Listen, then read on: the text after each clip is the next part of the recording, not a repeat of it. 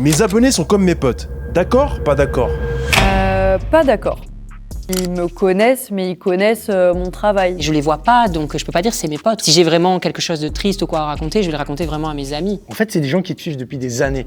Genre certains depuis 10 ans, donc ils ont bien compris un peu la genèse. Évidemment, ils connaissent pas ma vie privée, mais ils connaissent un petit peu comment je suis, etc. C'est pour ça que je dis c'est un peu des potes, tu vois. Et quand on les croise dans la vraie vie, il y a vraiment un échange, ils sont bienveillants et tout. On a beaucoup de chance, donc c'est un peu cette impression-là. Ouais. Quand je m'adresse à eux, je m'adresse plutôt comme si je parlais à des amis. Ouais. Mais il y a quand même une barrière, je trouve, où il faut faire attention à pas être trop proche. Genre les dire qu'on les aime du fond du cœur et que c'est nos meilleurs amis, pour moi, c'est donner de faux espoirs. Et derrière, c'est pas vrai, tu les connais pas vraiment personnellement. Et il y a des moments où ça devient un peu dur à gérer, où les gens comprennent plus le jour où tu leur réponds plus, parce que t'as pas le temps, parce que avant tout c'est un travail et que le soir t'as envie de te poser avec ta famille et tes proches. Mais il y a des manières de venir, tu vois. Quand je suis avec un pote et il y a quelqu'un qui vient faire ça et qui vient devant moi comme ça, alors que je parle avec la personne vient là, on est là, la tête là, comme ça. Genre. Quand c'est mal fait ou qu'on arrive, on vient devant chez moi à toquer devant la porte, non, là par contre je trouve que ça va trop loin. Après, c'est clair qu'il y a quand même une barrière et une distance aussi pour la personne, mais c'est pour ça que moi je trouve qu'il y a quand même un rapport assez cool, tu vois, c'est ça que je voulais dire. Je pense qu'ils savent que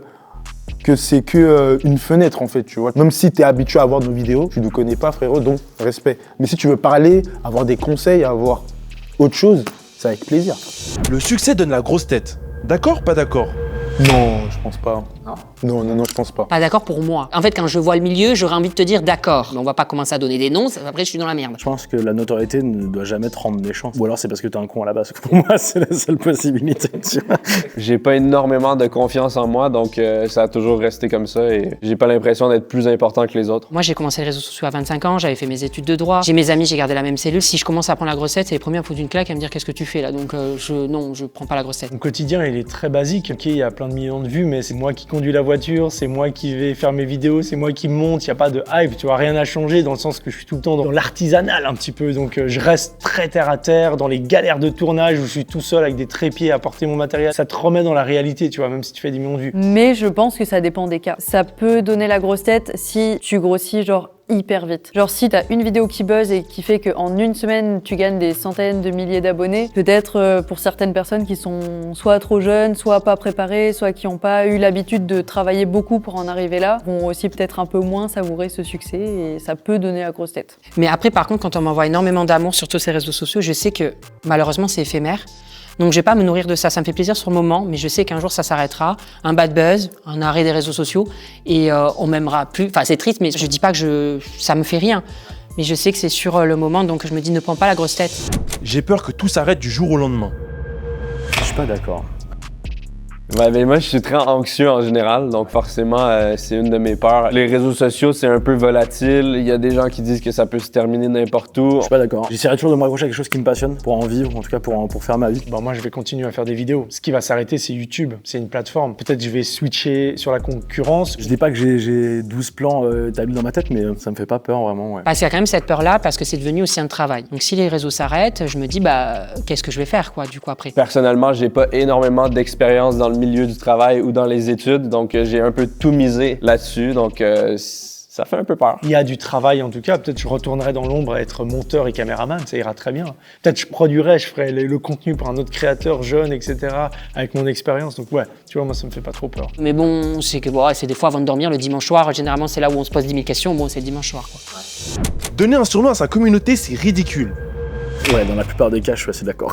C'était cool à l'époque. Après, il y en a qui l'ont gardé, c'est marrant, tu vois, ils ont joué avec. Et maintenant, je trouve ça un peu cringe. Non, je suis pas d'accord. Non, c'est bien, c'est mignon.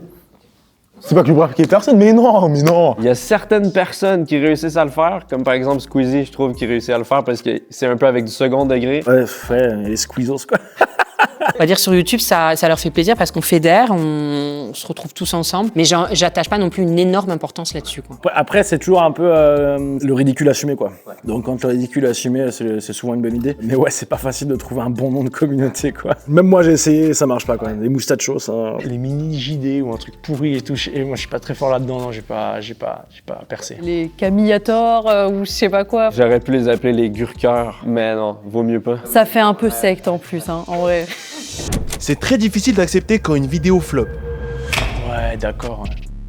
Ben, ça me fait genre un pincement au cœur, ça me rend triste, je suis déçu, je le prends trop personnel. C'est difficile, ça fait mal, ça casse le cœur. Tout de suite, je pense déjà que les gens m'aiment moins et que ça va continuer pour les prochaines vidéos. Tu vois, je pars loin. Mais au moins, t'es fixé, tu te dis, oh, qu'est-ce qui n'a pas marché dans cette vidéo? C'était pas le bon moment, t'as pas pris le bon titre, t'as pas pris la bonne miniature. Ouais, il faut essayer de se remettre en question un maximum. Être sûr que c'est vraiment pas un problème qui vient de ton contenu directement, quoi. Je vais pas me remettre en question et me dire alors là, il va falloir la semaine prochaine changer de vidéo, il va falloir faire ceci. J'ai l'impression que sur YouTube, c'est très difficile maintenant de prédire ce qui va marcher énormément. Et des fois, ça arrive où vraiment, t'as mis un peu plus de budget en mode, bah là, ça va être en banger. En vrai, je vois pas pourquoi ça marcherait pas. Personne l'a fait, c'est inédit et tout. Et non, ça prend pas. Ça fait mal, mais enfin, moi, ça dure pas 10 ans. Chez moi, ça dure que quelques minutes. Après, je me dis, c'est bon, faut arrêter de rester dessus. C'est pas en regardant 20 fois la vidéo que les vues vont augmenter. Donc, T'es en compétition avec toi-même. Si ta vidéo a fait moins de vues que celle de la semaine d'avant, bah c'est dramatique et c'est un peu malsain du coup. C'est horrible parce que t'es dépendant vraiment de tout ce qui est algorithme, etc. Tous les mois, ça change, les règles, les mentions, machin. Donc, t'es dans une espèce d'emprise qui est compliquée. Après, ce qui est plus facile dans notre métier, c'est que c'est pas grave. La semaine prochaine, on passe à autre chose. Maintenant, je regarde plus du tout les stats. J'essaye de me déconnecter complètement de ça et c'est pas évident. Donc quand une vidéo flop, c'est très important aussi. Ça te fait dire, gros taf, hein. YouTube, c'était plus simple avant. Ouais, je pense que oui, quand même.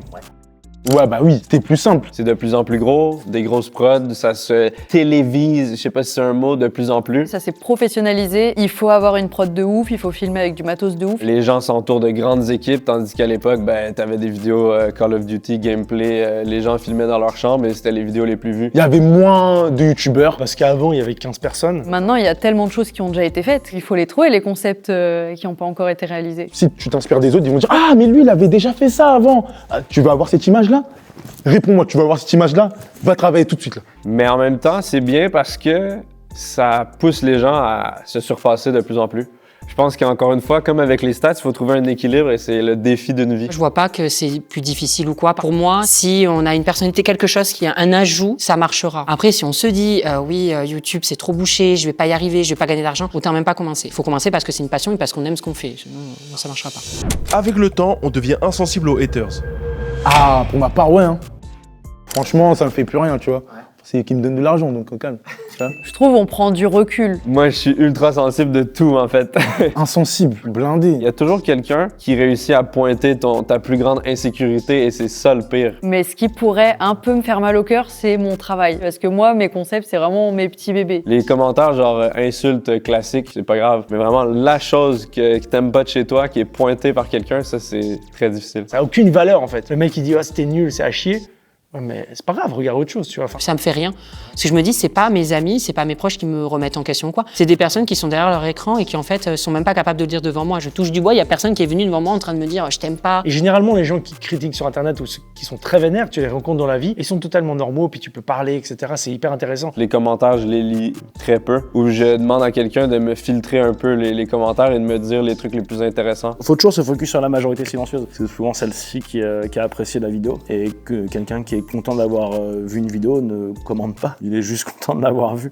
Donc faut la visualiser, cette majorité silencieuse, et ça va vachement mieux. Être créateur sur les réseaux, c'est violent psychologiquement. Je suis d'accord. Ah oui.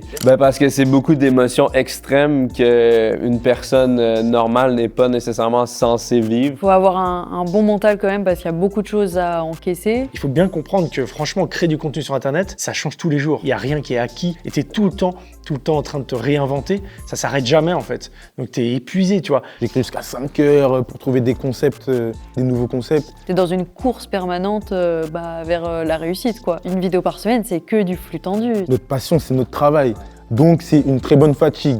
Je me fais du mal, je dors pas, parfois j'oublie de manger, mais c'est pour la bonne cause, tu vois.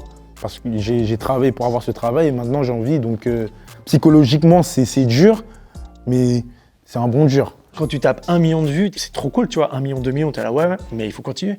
Parce que si tu t'arrêtes 2-3 semaines, ça peut retomber et tout. Le fait que tu dois généralement gérer un peu tout toi-même, c'est un peu un travail multicasquette. Donc c'est quand même un travail beaucoup plus mental que physique. Tu gères aussi beaucoup de personnes autour de toi. Ça a un gros impact sur le moral, forcément. Il y a beaucoup de gens qui viennent vers nous, ne serait-ce que pour des interviews, des projets. Les gens se disent « Ah, j'ai un projet pour toi !» Mais vous êtes 100 en fait. Moi, j'ai l'impression d'être un peu sursollicité, tu vois. Je sens que j'ai des périodes un peu plus difficiles et dans ces périodes, j'essaie de prendre des vacances un peu improvisées. Mais j'ai jamais vraiment de longues vacances 100% déconnectées. Donc des fois, je tourne pas de vidéo, mais j'ai quand même des messages à répondre. Mes soirées chill avec mes potes ou avec mon copain, c'est des récréas. Hein. Quand je suis à la salle de sport, j'ai un truc, ça me donne une idée, je vais dans mes notes, j'écris. Enfin, c'est un peu la difficulté, c'est que tu peux pas te mettre sur off. Le principal ingrédient pour réussir, c'est la chance.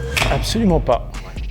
Pas d'accord. Pour moi, la chance, elle n'existe pas. En fait, la chance, faut la provoquer pour moi, tu vois. J'appellerais pas ça de la chance, mais plutôt des opportunités à saisir, prendre la perche qu'on te tend au bon moment. Si par exemple, tu fais une vidéo qui perce, mais tu fais toujours le même concept, les gens, ils vont se lasser. Même si c'est pas encore hyper reconnu que, bah oui, faire des vidéos sur YouTube, c'est un travail de fou. Ça ne marche pas par hasard. Quand tu vois les gros créateurs aujourd'hui, même la nouvelle génération, je vais citer des gens, Inox, Michou, etc., tous ces jeunes créateurs, ils arrivent aujourd'hui avec des millions d'abonnés, c'est pas une chance. C'est qu'ils ont les codes, ils savent comment communiquer, ils ont les concepts, ils ont des idées de fou.